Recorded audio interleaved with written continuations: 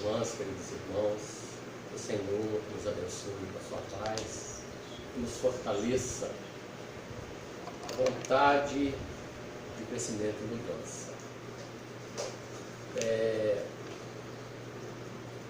A página, nos chama bastante atenção quando fala das oferendas que Deus espera de nós. Então, Emmanuel discorre as várias épocas da nossa evolução, o que nós fazíamos para agradecer a Deus, e compara a vida de Jesus. Então, o que Deus espera de nós é, em realidade, a nossa transformação. Que a gente se transforme, viva, que a gente cuide da nossa individualidade espiritual, porque Jesus nos espera. Já em Ezequiel, dizia Deus ao profeta: diga ao meu povo que de mim mesmo eu não quero a morte dele, mas que ele se transforme e viva. Então, o que Deus espera das ofertas de cada um de nós é a nossa transformação para o bem da humanidade e para o nosso próprio bem.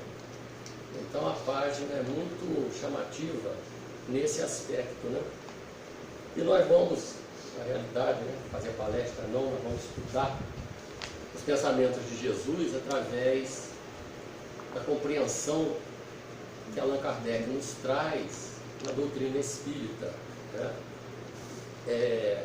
Então, no trecho do item 7, que Kardec coloca e destaca, dizendo que Jesus disse naquele tempo que ele rendia graças, glórias a Deus, Pai, Senhor do céu e da terra,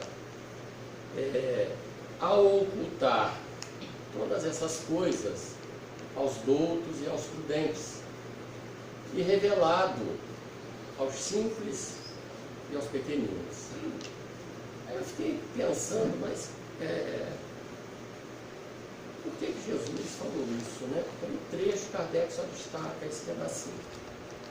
Então Jesus estava, na realidade, ensinando, e aí ele fala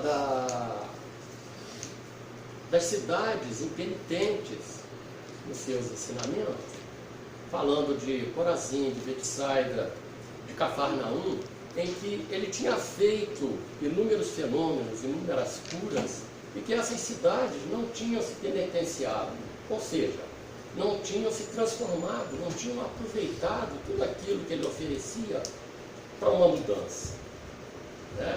E aí ele destaca isso, e fala também de Tiro e Sidom, onde ele não tinha passado, e ressalta até Sodoma, que se ele tivesse feito naquelas cidades para aquele povo o que ele tinha feito nas cidades do lago, aquelas cidades teriam se transformado. Então o ai, que Jesus fala dessas cidades que não ouviram, quer dizer, tiveram a oportunidade, tiveram as informações, tiveram todas aquelas curas, todos aqueles fenômenos que ele realizava, e, no entanto, continuavam a viver da mesma maneira. Acho que está igualzinho hoje. Que a gente sabe dos fenômenos, a gente sabe do poder de Jesus, o que Jesus fez por nós, o que Jesus deixou para nós, e nós ainda vivemos, de certa maneira, tal qual naquele tempo. Nós, muitas das vezes, muitos de nós, adentramos uma casa religiosa, seja ela qual for, e buscamos muito mais uma proteção, podemos dizer assim, nos espíritos, nos santos, nos anjos, para continuarmos a agir da mesma maneira que a gente está habituado a agir. uma coisa difícil de nós transformarmos, de nós tirarmos e modificarmos, é um hábito. Já perceberam? Se nós quisermos modificar uma realização, um trabalho que a gente acostuma fazer de uma maneira, e quisermos mudar isso, a gente tem uma dificuldade enorme. É só a gente distrair, desconcentrar, quando a gente se percebe, a gente está agindo e fazendo da mesma maneira. E assim a gente faz na nossa vida íntima, espiritual, porque é muito complexo a gente modificar aquilo que a gente habituou a fazer e cai no comodismo da nossa vida. Então a gente entra num patamar, num degrau cômodo, em que ali para nós está bom, e a gente tem essa grande dificuldade de fazer essa transformação. Porque a transformação é suave, dá trabalho. Haja vista que Jesus diz que não deixava para nós facilidades. Ele não prometeu facilidades a ninguém. Então essa transformação traz sacrifício, traz renúncia que muitas das vezes nós não queremos fazer. Então, Jesus é realmente aquela pessoa que veio para mexer com todos esses paradigmas que nós carregamos. Então nós temos essa dificuldade de realizar isso. Então é preciso que nós foquemos nessa condição para que a gente possa realmente caminhar, ir modificando as nossas atitudes ao longo da nossa vida aos poucos. Muito difícil para a gente fazer uma transformação radical, né?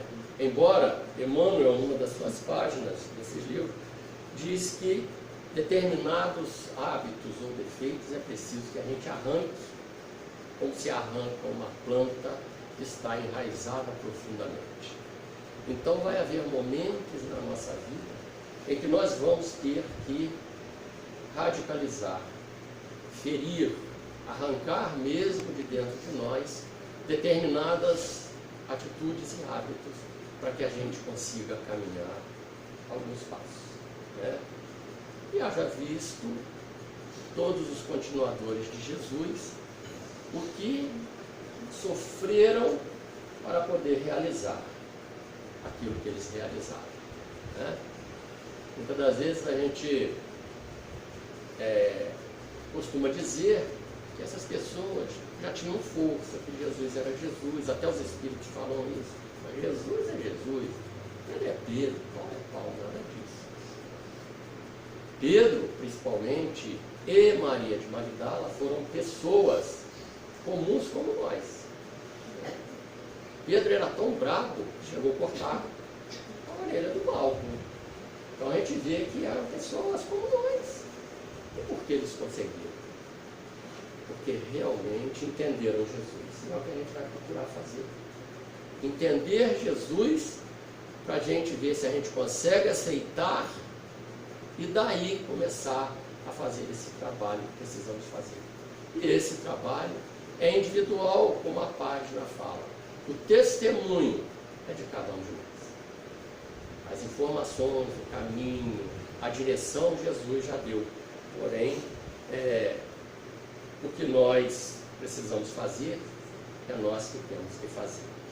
Então Jesus falando dessa questão, no item 7, no item 8, Kardec vem então dar a noção do que Jesus estava querendo dizer para nós, né? Porque é muito assim, estranho Jesus falar, né, que Deus tinha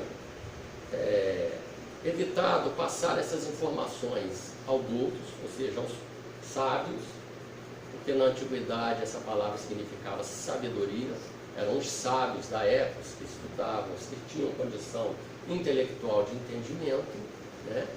E prudentes. Prudentes, na época, eram aqueles que negavam as coisas que não eram palpáveis, que não eram prováveis, que não estava à vista para serem confirmadas. Então, por que Deus nega essas informações a essas pessoas que Kardec fala que em aparência eram aqueles que estavam nas condições de entender e revelam aqueles mais simples. Simples, os humildes. Aqueles pequeninos, tal qual Jesus se cercava. Jesus não se cercava dos doutores. Jesus não se cercava dos generais, dos filósofos gregos. Jesus se cercava daqueles pequenos, dos sofredores, dos humildes. E por que isso? Duas questões humanas que nós carregamos: orgulho e a humildade. Humildade é o antagonismo, o antagônico do orgulho. Então, os simples estavam mais propícios pelo sofrimento, pela dor, pelas dificuldades que passavam, porque a miséria e o sofrimento àquela época era inimaginável. 90% da população era de sofredores, era de miseráveis. Então, eles estavam, por causa disso, muito mais propícios a receber essas informações e entender. Tanto que quantos se entregaram aos discípulos? Quantos se entregaram a Jesus de alma e corpo e marcharam cantando às cruzes e aos círculos? E poucos, conta-se no dedo, àqueles que eram os doutos e os prudentes, estavam nessas fileiras. A gente conta Joana de Cusa, que era rica, que acompanhava Jesus. Raros eram os homens da nobreza que seguiram Jesus até o extremo testemunho. A gente destaca Paulo, que era um doutor da lei, que era rico. Mas quanto Paulo pagou por pregar Jesus? Por entrar lá no Sinédrio e dizer no Sinédrio, imaginem naquela época, dizer dentro do Sinédrio: Jesus é superior a Moisés. Só de lá apedrejado. Tanto que Estevão fez a mesma coisa e morreu apedrejado por Paulo. Mas reconheceram e mantiveram-se firmes quando se convenceram que realmente Jesus era superior. Pelo que fazia e pelo que trazia de benefício às criaturas, pelo que ensinava e como ele se comportava. Então, a gente grifou algumas frases de Kardec para a gente estar fazendo uma análise. Então, cumpre-se entender que os primeiros, são esses humildes, são os que se humilham diante de Deus e não se consideram superiores a todas as pessoas. Então eles estavam preparados, eles já estavam propícios a receber essas informações de Deus, porque em realidade Jesus veio trazer o Evangelho divino. Jesus lá em São João, no capítulo 14 até o 17, ele traz ele tem um diálogo final na última ceia pascal com os discípulos, e ali ele dá muitas instruções. Então ele diz assim: o meu evangelho não é meu, é daquele que me enviou. Eu venho fazer a vontade daquele que me enviou. O que eu falo o que aprendi com aquele que me enviou. Ele fala, então, o evangelho não é meu, mas é daquele que me enviou. O evangelho é divino e é pregado, meus irmãos, não é na terra nossa pequenininha, não. Esse evangelho é universal. Claro está que pregado nas esferas de acordo com a sua evolução. Emmanuel, num livro que eu, perdão, não vou lembrar, mas ele destaca que ele estuda na região espiritual o evangelho. Não é o evangelho que a gente vê, os mesmos textos. Aqui estuda no mundo espiritual com Paulo, com outros espíritos de alta envergadura. E ele diz o seguinte, e aí eu fico achando que a gente é menos, a gente não, eu, menos do que velho. Porque ele falou, eu me sinto nesse grupo como um crocodilo. Ou seja, uma criatura pré-histórica. Tal o nível de compreensão das mesmas palavras. E olha o que Emmanuel traz para a gente. Então a gente imagina o que é isso. Então, o Evangelho é divino e é universal.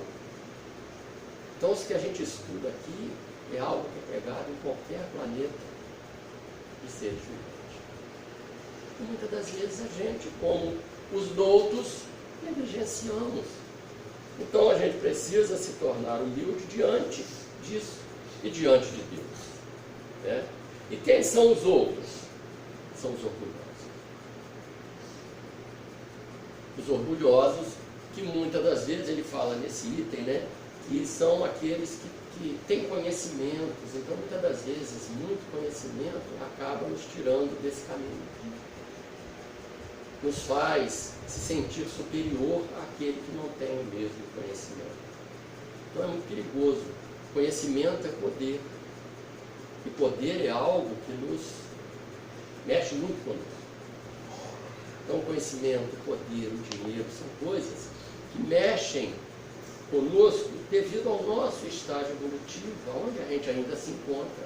E isso é preciso a gente estar vigilante, como Jesus nos chama a atenção. A gente precisa vigiar e orar para que a gente consiga realmente estar nessa condição, mas não se sentir superior. Porque o orgulho é sentimento de superioridade. É isso que significa.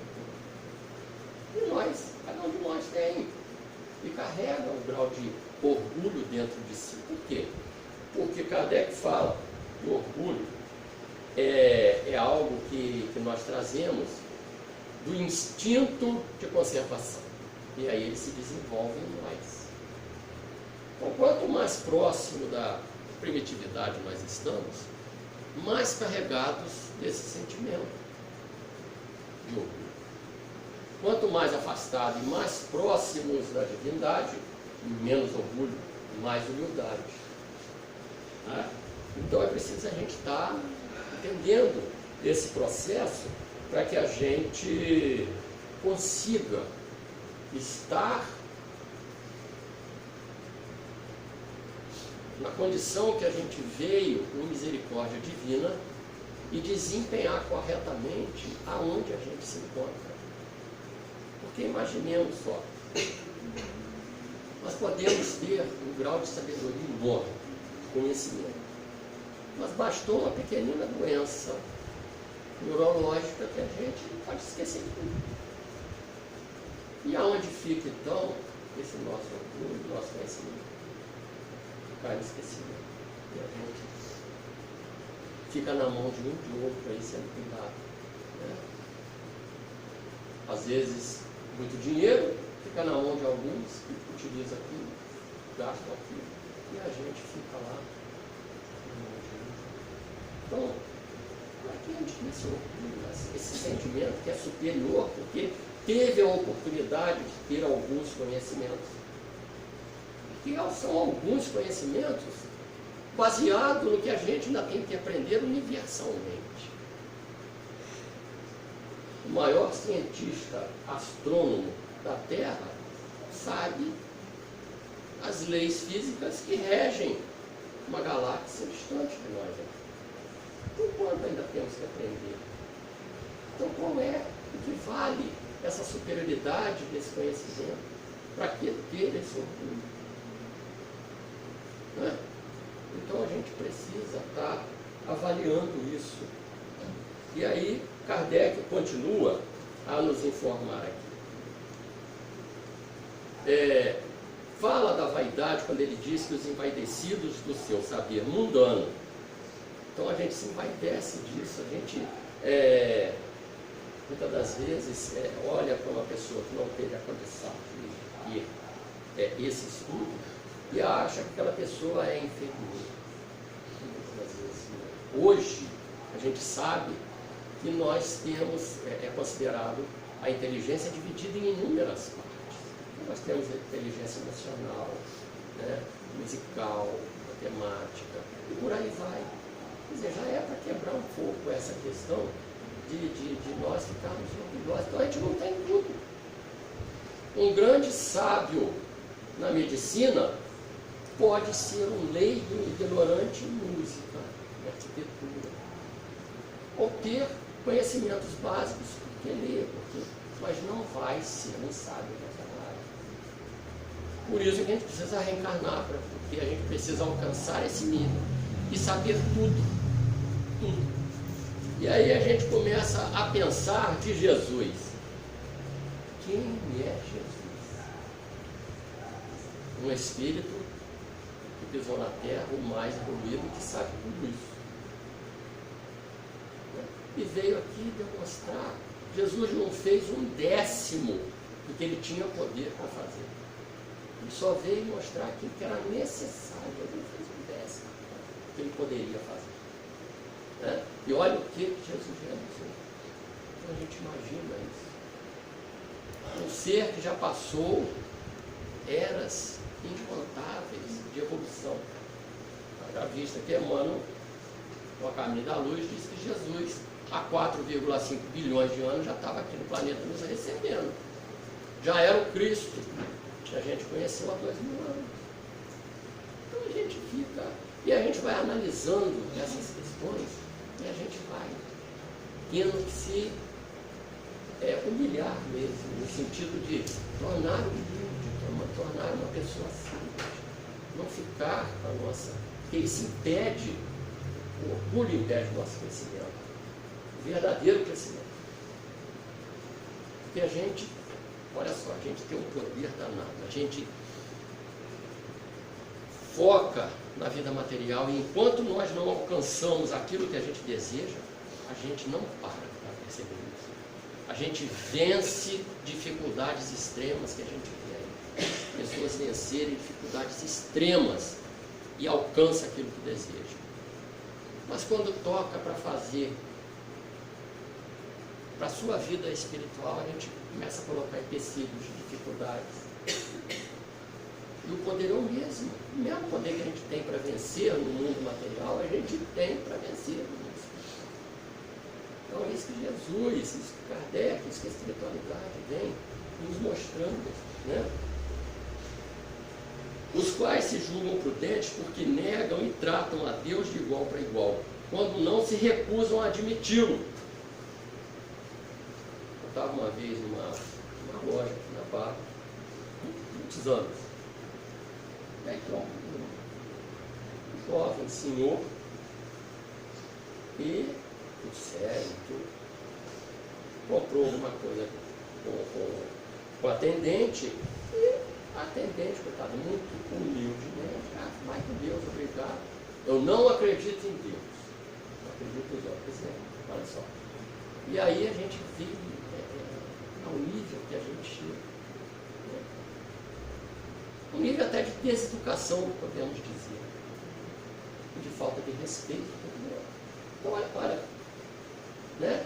E com um comportamento de superioridade. Eu acredito nos homens, eu não acredito em Deus. A gente olha e vê a pessoa ali. E é triste isso. Né? Uma pessoa que precisa da nossa compaixão. Que sofre também muito. Aqueles que não acreditam sofrem muito, muito, sem não imaginar. Não imaginar. É só a gente conversar com aqueles que se dizem a Deus. E a gente vê o nível de sofrimento que eles passam. Né? No item 9, aí Kardec vai continuando a analisar essa pequena frase de Jesus. Né?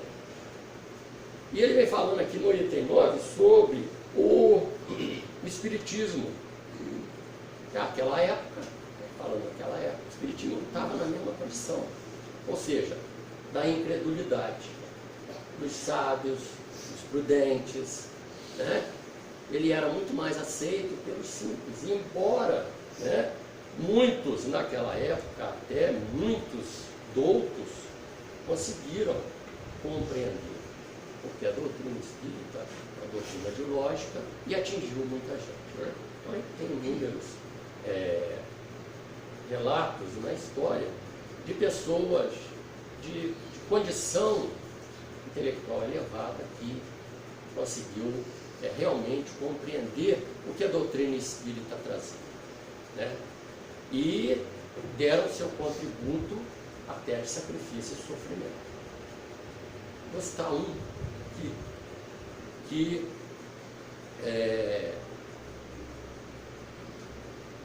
deu a sua cota de sacrifício por crer nos espíritos e provar a existência dos espíritos. O juiz Edmunds, dos Estados Unidos, ele começou a estudar o espiritismo e fazer pesquisas. E depois de alguns anos ele vai em praça pública e declara: os espíritos existem. E ele foi expulso da cátedra de juiz, não pôde mais trabalhar como juiz por dizer em público que ele acreditava nos espíritos, que os espíritos existiam. Então é um deles que realmente deu um sacrifício enorme da sua própria vida. Foi expulso, mas se manteve firme. Não, eles existem. Então era a pessoa que buscava realmente a verdade. E a encontrando, fez-se um ardoroso divulgador dessa verdade, né? Então, né, o Espiritismo já abriu um campo muito maior para esses doutos imprudentes, mas na época de Jesus era complicado, né? Era complicado. Paulo foi pregar no Aerópago, na Grécia, falar para os filósofos, saiu todo mundo lá com ele falando sozinho. E por último, quando coordenava lá o chefe lá do Aerópago, chegou para ele, quando ele começou a falar de Jesus e da vida futura, da vida após a morte que Jesus tinha trazido, quanto a isso, outra vez a gente ouve. Quando ele falou de filosofia, quando ele falou de coisas que eles compreendiam, tudo bem. Quando ele começou preparando a mente deles para receber Jesus, começou a falar de Jesus, falar da vida espiritual da vida, abandonaram ele lá sozinho, ele ficou desanimado. E ele insistiu tanto que apedrejaram ele lá. Quando ele entrou em Listra lá, foi um segundo. Se não fosse Timóteo a socorrer ele lá no lixão na época, ele tinha morrido lá. Mas o homem era danado. Ele apanhava, ele era apedrejado, ele melhorava, ele voltava. Falava de novo. Era apedrejado, ele voltava, falava de novo. Isso é fibra, né? Então a gente tem que aprender com eles, né? Porque será que nós seríamos firmes, né, se nós não fôssemos tão aceitos mais? Né? Quanto que Kardec sofreu a implantar a doutrina espírita no planeta? Quanta pressão, né? Quantos irmãos perderam muita coisa por dizer que os espíritos eram uma realidade, que a vida espiritual era uma realidade. Então é um contributo que a gente deve a esses irmãos que começaram a implantar na Terra essa parte da verdade em que Jesus tinha nos prometido, né? E Jesus prometeu o Consolador para a Terra. Jesus prometeu o Espiritismo para nós. Então, são esses aí, né, que negam até a Deus. Negam até a Deus. Mas o que a gente faz por eles? Oração, prece. Porque um dia chegará a vez deles, um dia eles vão compreender também. Porque não tem jeito, a verdade, ela se estabelece por si mesma. E Deus tem os seus caminhos para realizar dentro de cada um de nós essa transformação. Basta nós darmos as oportunidades.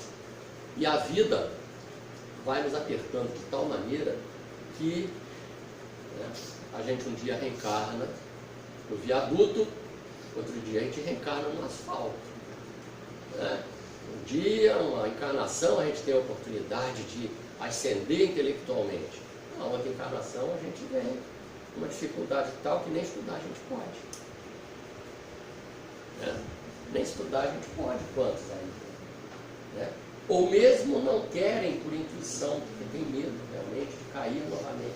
Então preferem ficar nessa ignorância para abrir os seus sentimentos. Então o intelecto já está. Nós tínhamos uma irmã, quem foi do Grêmio antigamente, vai se lembrar dela, nossa irmã Teresa, analfabeta, mas compreendia o Espiritismo, dava aula, dava estudo. Né? Então a gente viu que uma hora a gente vai adquirir o intelecto, outra hora a gente precisa abrir o nosso sentimento, o nosso coração, para que a gente vá desenvolvendo essas duas asas nossas, a do conhecimento e a do amor, para que a gente realmente possa plainar em voos mais altos. Né? Olha só. Alguns incrédulos se admiram de que os espíritos tão poucos esforços faram para os convencer. Então, na época de Kardec, eram os doutos e os prudentes da época perguntavam, né, mas por que eles não se manifestam, né, com retumbância, provar para a gente que eles existem? E Kardec fala assim, quantos já viram até as materializações e negaram?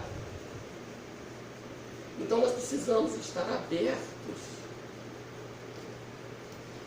nosso sentimento aberto, porque ele tem capacidade de compreender problemas complexos da matéria, mas não tem ainda a capacidade, ainda não desenvolveu essa inteligência emocional dos sentimentos para poder compreender coisas subjetivas.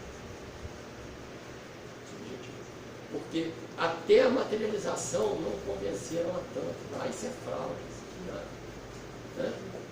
tinha truque. Tal ponto que um dos maiores mágicos da época foi contratado para combater o espiritismo. Odin. Odin era contemporâneo de Kardec e foi contratado para combater. E muitos fenômenos ele imitava com perfeição. Mas Kardec, a doutrina espírita, nunca negou que há fraudes. O problema é que a gente nega sem buscar. A maioria que a gente conhece, que a gente conversa, mas você nega, não existe, não. Mas você já foi procurar ver, já pesquisou, já estudou? Não, eu vou estudar, isso aí não existe. Não vou perder meu tempo com isso. Quer dizer, tão ignorantes, querendo falar de algo que não conhecem. Isso é problema sério. A gente cai no ridículo se a gente age dessa maneira. Né? Se a gente age com infantilidade e com ignorância daquilo que a gente está falando. Então sequer iam buscar para compreender o que era aquilo, porque todos aqueles que foram se convenceram. Então a gente tem na história do Espiritismo, sem crítica, padres que se convenceram, a gente tem na história do Espiritismo pastores que se convenceram, né? A gente tem cientistas da época que se convenceram. Na Inglaterra, por exemplo, a Real Academia de Ciências destacou William Crookes para combater o espiritismo, para provar que tudo aquilo era fraude e que aquilo não existia. Bom,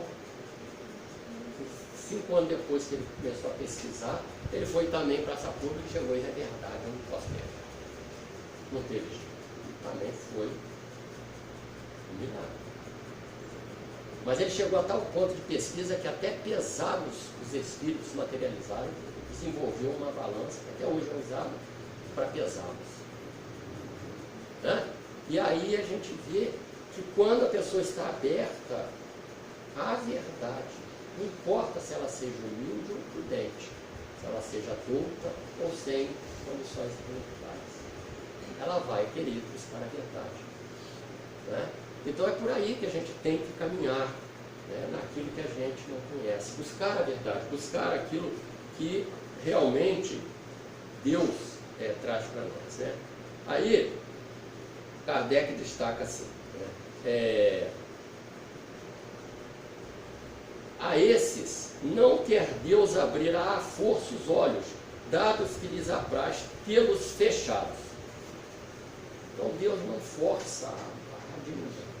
Deus aguarda o momento propício daquela pessoa estar pronta para receber essas informações mais transcendentes. Por quê? Porque não adianta forçar a pessoa a crer. A pessoa tem que buscar esse entendimento de si mesma. Né? Então, os socorros, as informações vão chegar para aqueles que não a querem agora ao longo do tempo. Deus tem, né, condições de fazer isso e aguarda. Se Deus aguarda, nós não podemos forçar. Né? E a espiritualidade, né, os espíritos não vão fazer esse convencimento, não vão perder tempo com isso, porque eles não têm tempo para perder. Né? E nesse aspecto, né, o André Luiz, lembrar aqui um caso dele, era muito revoltado no começo da sua vida espiritual, quando ele começou a andar, né, com os mentores. Ele ficava muito revoltado deles não recolherem, não socorrerem aquelas almas sofridas. Né? Então ele vem na Terra e eles vão para a Casa Fabiano de Cristo, que é um posto de socorro dentro do umbral. Né? E aí vem ele, o Jerônimo, que é o chefe da caravana deles, a Luciana, que era uma sensitiva, uma clarividente, e o Padre Hipólito.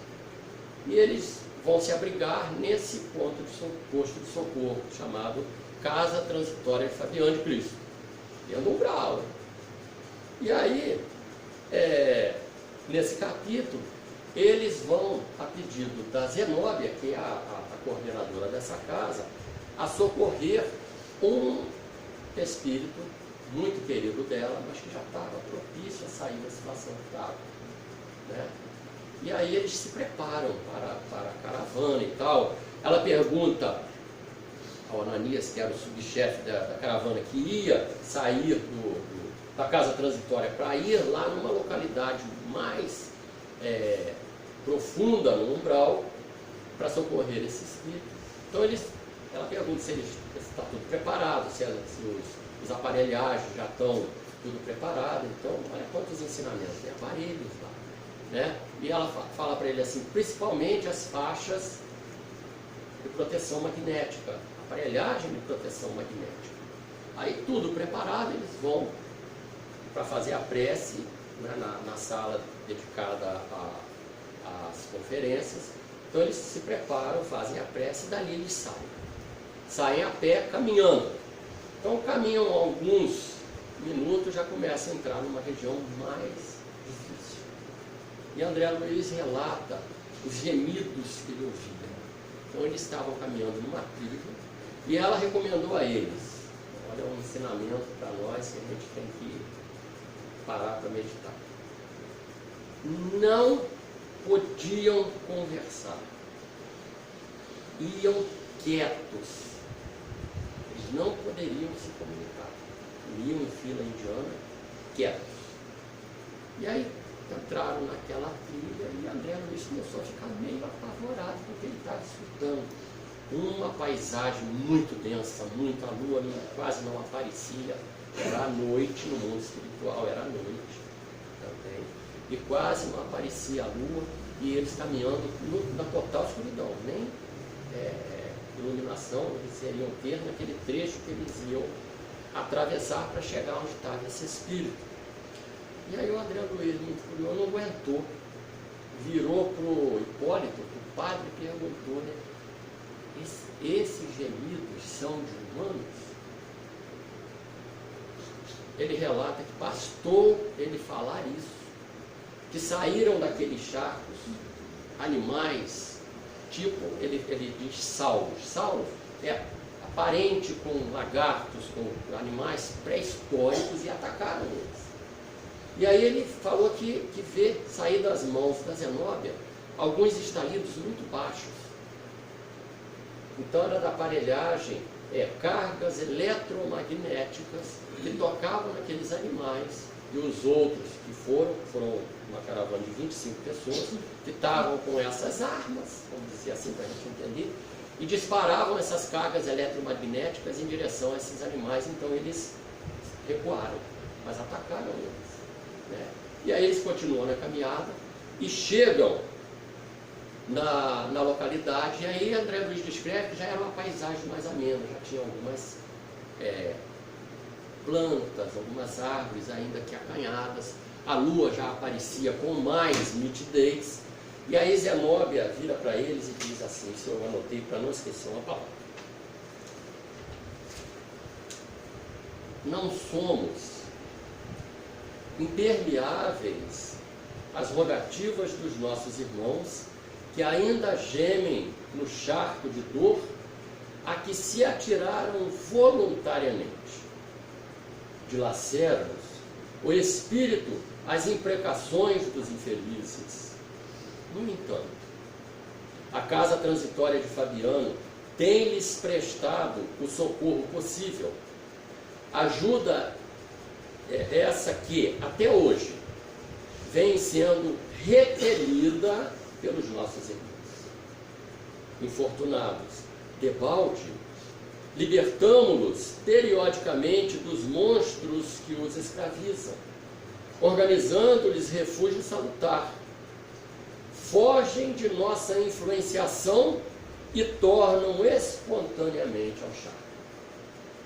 Então isso esclarece o que Kardec está dizendo aqui sobre esses irmãos que ainda não compreendem os ensinamentos de Jesus, que ainda se negam a aceitar o Cristo. Tem inúmeros espíritos, não só encarnados, mas desencarnados no planeta, que não aceitam Jesus ainda como enviado. Encarnados, a gente sabe, que não aceita Jesus como esse nosso governador, como aquele que detém os nossos destinos, que detém a responsabilidade diante de Deus na nossa evolução planetária. Olha que não é conduzir 4, 5 pessoas dentro de uma família, não, é conduzir mais de 30 bilhões de espíritos, que é o que tem no planeta, né? A gente acha muito, né, 8 bilhões aqui encarnados, a maioria está do lado de lá, gente. Não vieram para cá, vivem do lado de lá, né?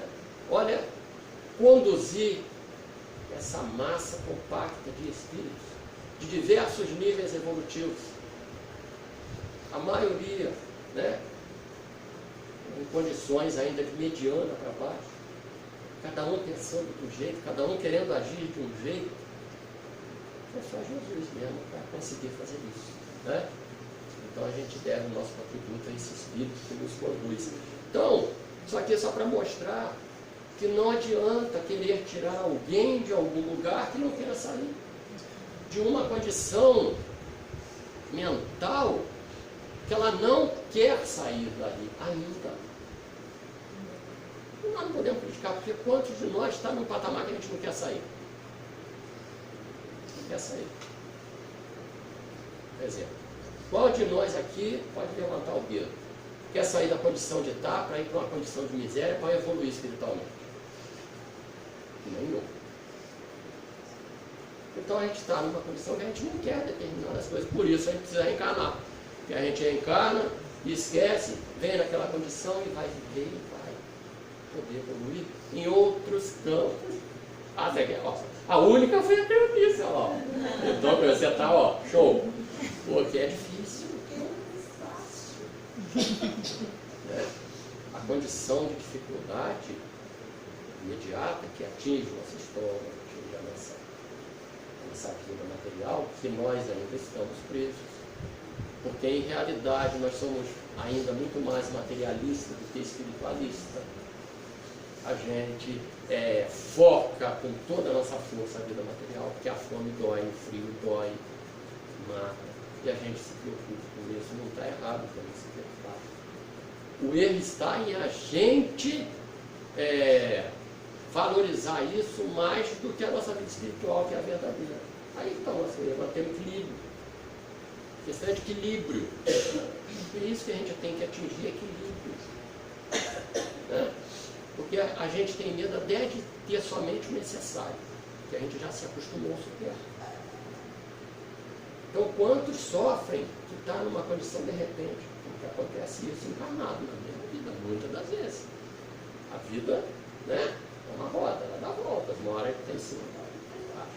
Então, precisa existir mesmo reencarnação para que a gente possa trocar de posições, para aprender. Então, Kardec está completo de razão quando ele diz que os espíritos e Deus não vai obrigar compulsoriamente ninguém a crer nele, ele não precisa disso. Ele não precisa disso.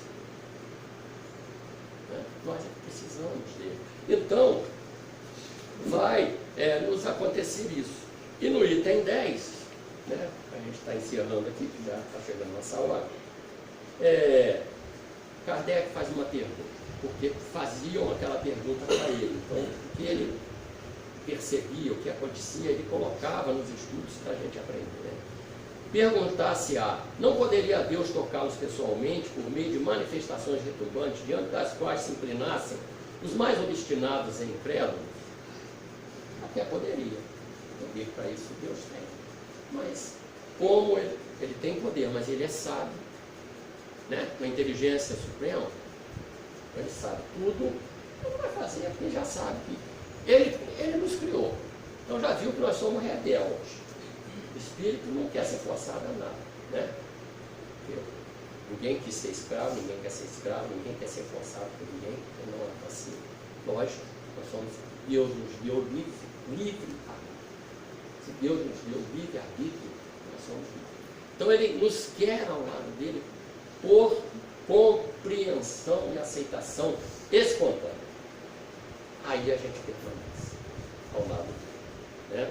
E aí ele vai dizendo, que mérito teriam eles explicando?